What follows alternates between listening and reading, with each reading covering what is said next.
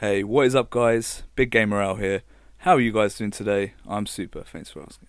Welcome guys to Raiders of the Worst Game, the series where I hunt down and play the worst games. So guys, for this week's Raiders of the Worst Game, we are looking at the notorious Mortal Kombat Special Forces. A game for the PlayStation 1, back in those early polygonal era of games, and a notorious dud. In fact, if you're looking at the Metacritic, which to be honest, take with a pinch of salt, Metacritic's not everything. People have got their own opinions. You form your own opinion. Gameplay is starting to stream on now, and as you can see from the cheesy 70s inspired intro, I mean it's a bit of fun. Midway have been known for having a bit of fun with their games, but let's be honest, this wasn't a particularly fun game. And the Metacritic kind of reflects that. I mean, 28 out of 100. So there's going to be a lot of low scores in there. And the users weren't scoring this much better, to be honest. 25 from the users. So this, it's not pretty. So let's have a little look at what some of the people said about this game first, and then we'll kind of act as judge and jury over some of these comments and see if they really match what the gameplay has shown us. Now, before we get into it, I'm just going to get you guys to look at the footage rolling. This is the prison breakout.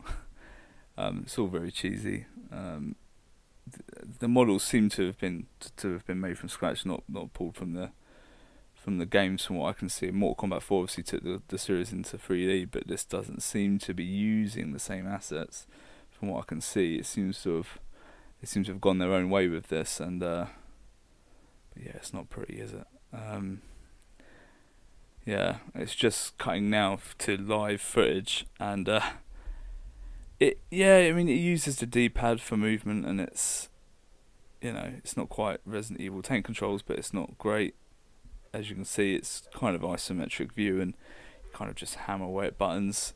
There's a worrying lack of skill involved compared to actually playing Mortal Kombat, the fighting game.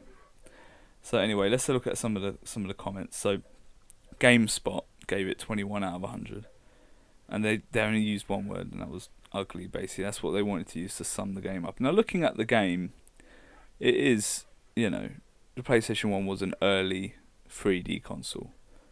Developers, not all developers have gotten used to making games in 3D yet, and it shows here the textures aren't the best. The character models and the animation are, simple and stilted, but it's not the ugliest game I've ever seen.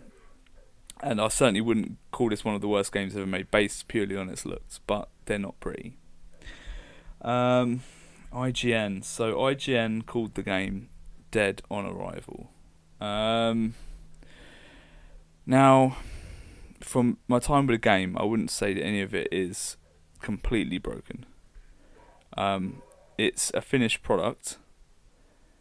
Now, there are plenty of finished products out there that aren't fun to play, but it I didn't have any hard crashes. There wasn't parts of the game I didn't have to reboot the game. Dead on Arrival might be a bit harsh, but their score, that's the crazy thing here. Their score from IGN was a 4 out of 10, or a 40 out of 100, whatever you want to call that.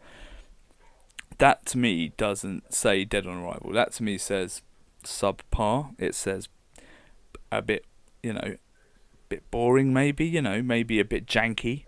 But 4 out of 10 to me just says, below average. Definitely not a good game, but not one of the worst games ever made. So a strange one there. GamePro. Now GamePro seems to have hit the nail on the head here. Their score doesn't reflect this. It's another 4 out of 10 score, or 40 out of 100.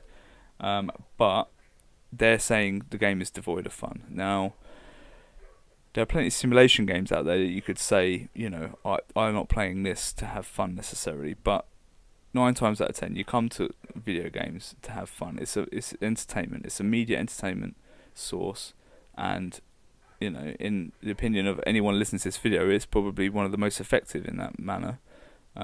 Delivering fun to the end user, and this is a game that's just not fun. I found out quite early on, as you can see from the footage here, that the easiest way to beat most people up is just to hammer the X button. There are other buttons that do other moves. This is me playing around with a first-person camera. I'm not quite sure why there is a first-person camera. It doesn't seem to offer much up. The game gives you the ability to have a look around if you're a bit lost. I suppose the camera isn't the best, so maybe it's a late game change they added in there. This is me trying out the combos before I go and fight, but it's 3 attack buttons, there's a guard button, and there's a first person mode. That's about it basically. You pick up the occasional power up, which you have to go into an ugly options menu to use. It sometimes throws up combo suggestions and stuff, but as you can see, none of them work as good as XXXXX, basically to infinity. It's the fastest move, and it doesn't give the opponent much chance to counter, so you just kind of just hammer that until they're dead.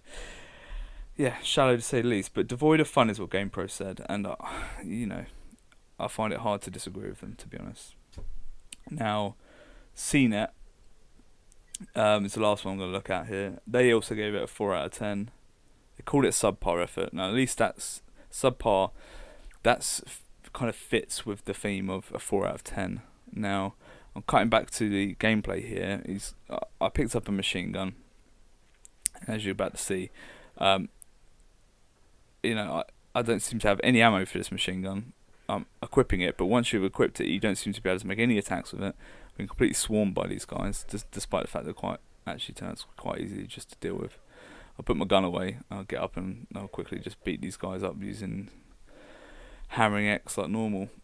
But CNET, yeah, so CNET went on to say, right, the series either needs to end or evolve. Now, those are strong words.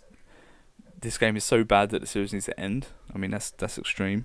I mean, it's probably an ill-advised, trip away from the norm of Mortal Kombat. It's not the only time they did this. We had obviously Mortal Kombat Mythologies, and we had Mortal Kombat Shaolin Monks and stuff. And Mortal Kombat's tried its hand at other things, and to varying degrees of success, really. You can see me running around the environment now, trying to find out what I can interact with, because for some reason I assumed maybe you could get in the forklift or pick up barrels, and I started messing around and seeing if I can do something a little bit more interesting than walking around until someone runs up to me and pressing X until they disappear again. You might have already can tell from the way I'm speaking about this game. It was very boring. It wasn't a lot of fun. It doesn't even have many redeeming factors. I mean, the sound is awful. There's no real music happening. The sound effects are bad. The graphics are 5 out of 10 probably for the time. Maybe there's not really many redeeming kind of factors about it. I mean, it's got like an amusing opening cutscene, I suppose, and it doesn't look the worst PS1 game when you're actually looking at it. But to be honest, I mean, I even tried to do a bit of Duke Nukem funny toilet stuff here. But yeah, it's not a good game. Avoid it. Will it be the worst game on Raiders of the Worst Game? We'll find out. But till next time, guys. If you enjoyed it, like it, subscribe, all that good stuff. And thanks a lot.